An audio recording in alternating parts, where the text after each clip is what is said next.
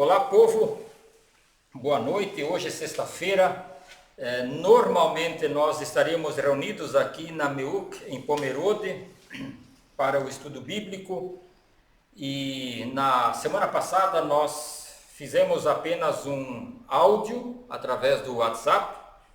E hoje à noite houve uma sugestão, já que nós estamos também fazendo outras gravações, de nós fazermos uma gravação com vídeo daquilo que é o texto e algumas anotações, alguns apontamentos, digamos assim, algumas ideias do texto previsto para a semana do estudo bíblico.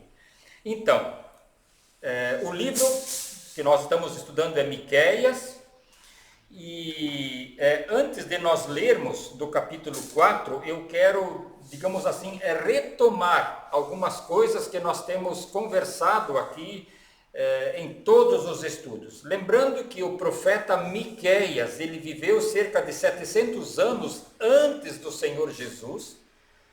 Ele foi contemporâneo do profeta Isaías, viveram e atuaram no mesmo período. Nesse tempo da história de Israel, temos que lembrar isso é bem importante, de que o país de Israel ele era dividido em duas pequenas nações. A parte norte continuava sendo chamada de Israel, cuja capital era Samaria, e a parte sul chamava-se Judá, e a capital Jerusalém. Então esse era o reino dividido assim. A história da igreja trata, os livros tratam a história de Israel, a história dividida. Um rei muito conhecido na Bíblia é o rei Davi. No tempo dele isso não era assim. Essa divisão do país em dois, norte e sul, ela aconteceu depois com o rei que era o neto do rei Davi. Apenas para a gente se situar assim. A parte norte do todo de Israel, que continuava sendo chamada de Israel, ela viveu uma vida, digamos assim, muito mais depravada, muito mais avessa ao que Deus queria que o seu povo vivesse. Nós hoje temos previsto o estudo do capítulo 4, tá ok? Antes de nós lermos ainda, eu quero lembrar algumas poucas frases dos capítulos 1 a 3 aí, de Miqueias. Os primeiros 3 capítulos desse livro, só para a gente, se você está chegando agora, por exemplo, só para você pegar o bonde andando, por assim dizer, ou pelo menos embarcar no bonde que está andando. Os primeiros 3 capítulos de Miqueias, eles tratam de um tempo de juízo, onde o profeta de Deus, o Miqueias, no caso, ele vem trazendo palavras duras contra norte e sul, contra Judá e Israel, dizendo que esse povo precisa voltar-se a Deus, porque a vida deles não combinava com aquilo que Deus queria. E aí tinha um probleminha, ou um problemão, se é que dá para dizer assim também. O Miqueias, ele era um profeta que levava a vida com Deus a sério. Mas havia uma série de outros profetas que eles eram sustentados pela corte, pelos reis. E aí, pensa comigo, quando é que um profeta sustentado pela corte vai dar de dedo no seu rei, dizendo que a vida dele não está de acordo com o querer de Deus? Nunca. Por quê? Porque ele naturalmente sabe que se ele fala alguma coisa que mexe nos brios do rei, vai sobrar para ele. Então esses profetas, a Bíblia chama de falsos profetas. E nos capítulos 1, 2 e 3, inclusive, aparece a menção assim que eles eles exerciam o seu ministério profético por dinheiro, ou seja, eles eram bancados pelo rei. E aí, naturalmente, eles faziam as vezes do rei e não faziam as vezes daquilo que Deus queria que eles fizessem. Ok, nós vamos ler agora, então, Miqueias 4, 6 até o 13. Aliás, não precisamos ler, né? Isso você pode fazer na sua casa, você pode dar uma pequena pausa no seu vídeo e leia então, que é o texto previsto para hoje, Miqueias 4, 6 a 13. Nós vamos mencionar algumas dessas palavras que nós temos aqui, no decorrer ainda da fala que eu estou fazendo aqui. O capítulo 4, então, ele mostra já no verso 1, só retomando um pouquinho mais, ele diz: nos últimos dias acontecerá que o monte do templo do Senhor será estabelecido como o principal entre os montes e se elevará acima das colinas, e os povos a ele acorrerão. Lembrando que até aqui, os 3 primeiros capítulos, ele falava de juízo, de tempos negativos, ruins, onde Deus vai castigar o povo porque eles fizeram aquilo que Deus não concorda. E agora ele muda o discurso e a pergunta seria: quando isso vai acontecer? Ou quando isso aconteceu? Porque essa história aqui é de 700 anos antes de Cristo, tá ok? Os estudiosos, os entendidos de Bíblia, eles dizem que esta situação ela se cumpriu no dia de Pentecostes, quando uma grande multidão foi a Jerusalém, e ali a gente lê isso então no livro de Atos dos Apóstolos, e muitas pessoas, milhares de pessoas, aceitaram a Jesus como seu Salvador pessoal.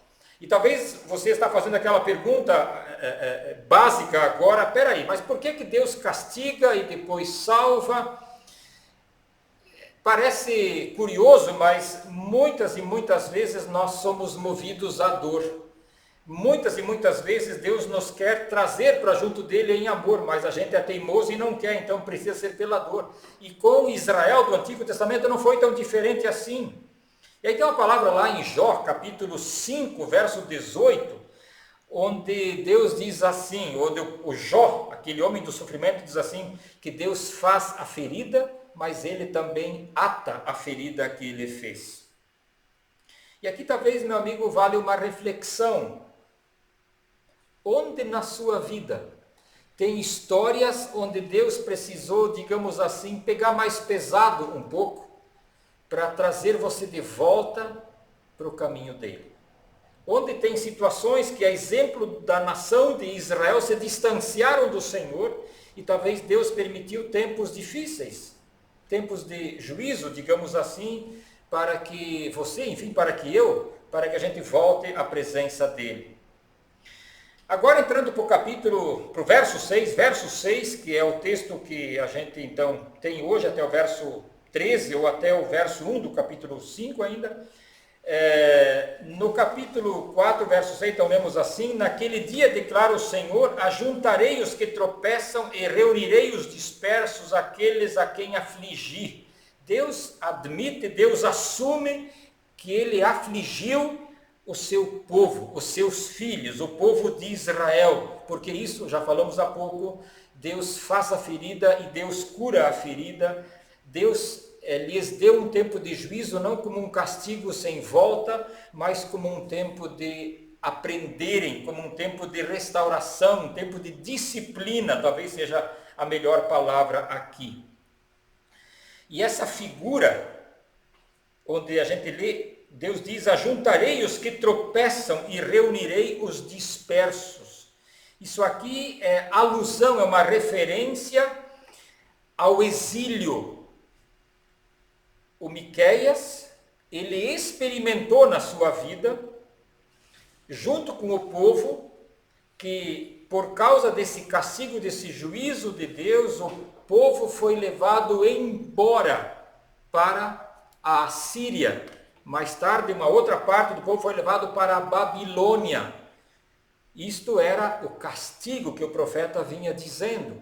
Se vocês não se ajeitarem, se vocês não se emendarem, se vocês continuarem nessa pegada, então virá o castigo. E o castigo em questão era o exílio. E essa figura do verso 6 diz exatamente isso, onde Deus diz: eu vou ajuntar os que tropeçam e vou reunir os dispersos, aqueles que afligir. Mas ali dentro disso também já tem a questão do cuidado de Deus. Ele permite o exílio, sim, mas ao mesmo tempo Deus diz: eu vou caminhar com vocês e vou dar forças para os que tropeçam, vou juntá-los e vou reunir, vou congregar aqueles que lá no exílio estarão dispersos. Indo adiante um pouquinho aí nesse nosso texto, os versos 7, eles vão nessa mesma pegada, eles falam de um remanescente que Deus vai juntar, isso aqui, enfim, Deus lá no exílio vai trabalhar com aquele povo. Deus diz, vou reinar sobre eles, de novo depois quando voltarem no Monte Sião, porque eles vão ser o remanescente que volta. Uma outra observação eu quero dar a partir dos versos 9 e 10.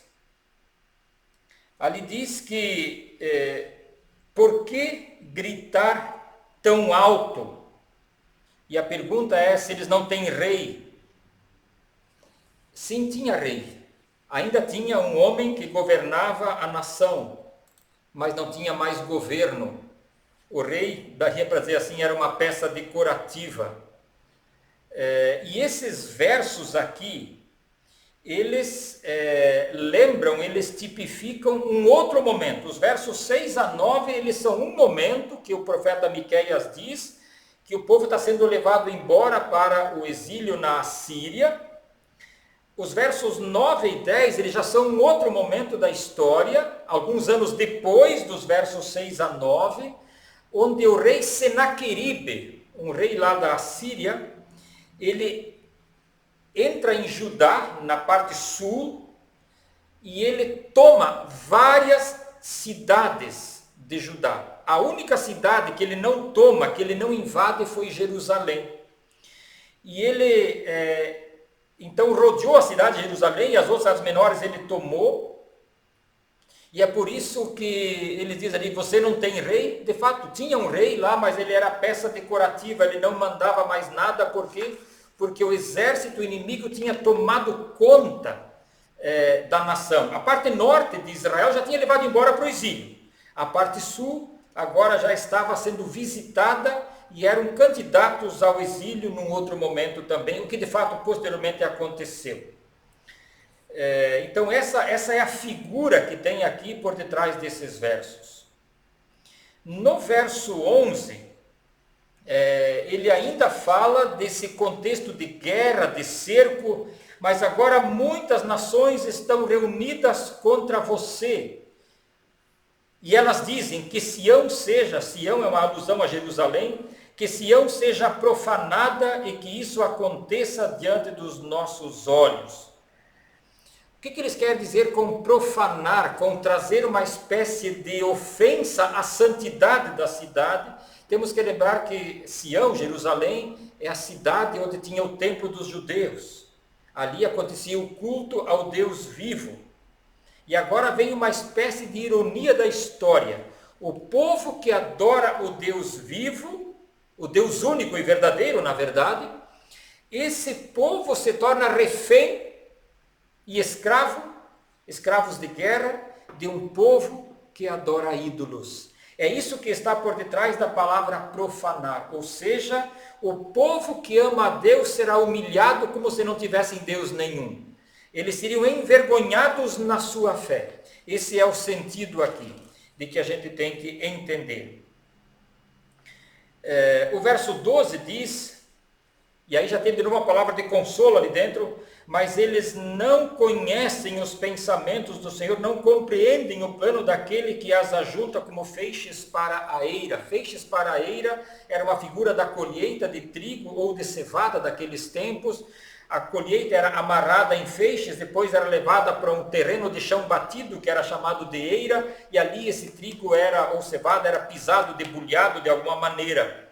Tá? Então Deus está dizendo que aqueles povos que estão achando, que estão profanando o nome de Deus, Deus diz que eles não conhecem os pensamentos de Deus. Deus está dizendo assim, eles não sabem que esse tempo com o meu povo escolhido, o meu povo de Israel, é apenas um tempo de disciplina e de posterior restauração. Mas depois eles serão então restaurados, eles vão voltar a uma vida piedosa de novo. Então Deus está dizendo, essa ideia de que vocês estão me profanando, é utopia, é ilusão, isso não acontece, por quê? Porque ninguém zomba de Deus, está lá, inclusive no Novo Testamento, Gálatas capítulo 6, diz isso daí. Essas nações, em última instância, isso é um pensamento bíblico claro, essas nações elas são apenas instrumento de Deus para que Deus execute juízo, disciplina contra o seu próprio povo, o povo de Israel. E ainda o verso 13, ele diz ali, levante-se e debulhe a cidade de Sião, pois eu darei a você chifres de ferro, e por aí vai falando adiante. É uma indicação de um futuro onde Israel de novo será potência, onde Israel de novo vai ser uma nação próspera. Ou seja, a coisa com Deus, a vida com Deus, ela não termina na desgraça. Deus faz a ferida e Deus a ata. Jó capítulo 5. Ao ler esse texto e ao considerar essa questão, talvez tu vais ouvir esse vídeo mais de uma vez, não sei. Talvez algumas coisas ficam meio atropeladas e não dá para a gente pegar tudo. Mas leia, anota isso aí e leia junto com esse texto de Miqueias 4, 6 a 13. Leia também 2 Reis, o segundo livro de Reis, capítulo 18, versos 13 a 16. Esses versos, eles acontecem simultaneamente, é uma descrição paralela daquilo que nós lemos a partir do verso 9 aqui de Miqueias capítulo 4. Eu quero ainda deixar duas questões para a gente remoer, pode servir talvez se você está reunido em família para conversar entre os membros de sua família, ou para você fazer uma autoanálise sozinho no teu cantinho aí. A primeira delas, cuidemos para não pensar que sofrimentos naturais da vida no mundo doente, cuidemos para não pensar que esses sofrimentos são uma espécie de disciplina de Deus. Disciplina de Deus existe sim, mas quando nós temos, que nem agora, estamos vivendo essa fase do coronavírus aí. Isso pode ser que seja disciplina num sentido maior para o mundo que não se volta para Deus e tal. Mas tem as lidas diárias, que as coisas que não dão certo e tal. Isto faz parte da vida porque nós vivemos num mundo caído, como a gente diz, num mundo que não leva Deus tão a sério assim. Então ali tem sofrimentos, né? E era o caso desse povo aqui também que viveu os sofrimentos porque eles não levavam a Deus. E essa pergunta nós temos que fazer. Se algumas coisas que nos acontecem na vida, se elas não têm relação com a nossa fé, mas que não caiamos nessa coisa que eu vinha falando agora há pouco. Nem todo sofrimento é coisa da fé, ele é coisa natural da vida, mas que a gente se pergunte as contrariedades pelas quais eu passo na vida, elas não têm alguma relação com a minha vida com Deus? Isso não significa que quando eu levo Deus a sério tudo vai às mil maravilhas, não significa isso. Mas muitas vezes Deus usa o expediente que lá o nosso amigo Jó falou, Deus faz a ferida e Deus ata, ou seja, Deus quer nos disciplinar também. Mas enfim, converse um pouco sobre essa questão do sofrimento e da soberania de Deus dentro disso. Uma segunda questão que eu quero que você reflita um pouquinho, pensando sobre as promessas que Deus nos faz. A Bíblia está cheia de promessas. A pergunta, ou a questão, não é nem tanto pergunta, a questão é a seguinte. Nós lemos as promessas de Deus como uma coisa fria, distante, que aconteceu lá com povos que nos precederam na história, ou essas palavras de restauração e de que Deus quer lidar com o seu povo, isso passa por nossa vida também. O desafio é que a gente leia a Bíblia não como algo distante, não como algo para os outros, mas para si mesmo. E que as promessas que Deus faz na sua palavra, elas deveriam influenciar, determinar, dar o direcionamento para a nossa vida. E que nós não as olhemos como algo longe e distante, como alguma coisa para a gente olhar só à distância assim. Desejo um abençoado estudo para você. Vai lendo adiante o profeta Miqueias. Eu sei que é difícil, mas a gente vai aprendendo coisas bem interessantes ali também. E que Deus te abençoe. Uma boa noite.